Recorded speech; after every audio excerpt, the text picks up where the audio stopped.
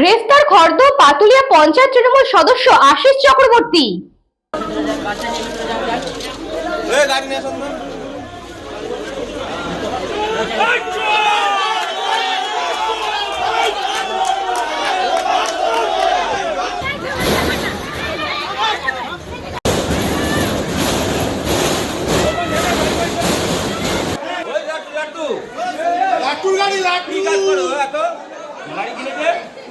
গভীর রাতে গ্রেফতার করলো পাতুলিয়া পঞ্চায়েতের তৃণমূল সদস্য আশিস চক্রবর্তীকে রহরা থানার পুলিশ। পুলিশের গাড়িতে তোলার সময় জনরসের তৃণমূল পঞ্চায়েত সদস্য ও তার অনুগামীরা।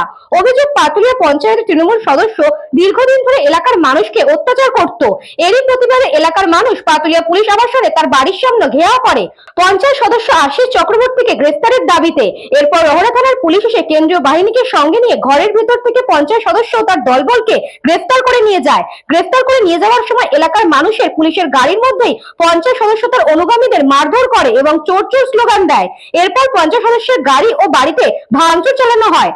এই তৃণমূল ক্ষমতায় থাকাকালীন দীর্ঘদিন ধরে আশিস চক্রবর্তী এবং তার সাকরেতরা আমাদের উপর অত্যাচার করেছে। আমি একজন বিজেপি কর্মী, আমার উপর তো অত্যাচার করেছে এবং সাধারণ মানুষকে বাধ্য করেছে ওর সাথে মিছিলে মিটিংয়ে যেতে, এবং না গেলে ওর উপর বিভৎস অত্যাচার হয়েছে মানুষের উপরে। মানুষের ঘর ভাঙচুর থেকে তাদের খিস্তি, তাদের থেকে পয়সা তোলা আদায় এবং কোয়ার্টার বিক্রি, সমস্ত কিছু কার্যকলাপ এই আশিস চক্রবর্তী করেছে।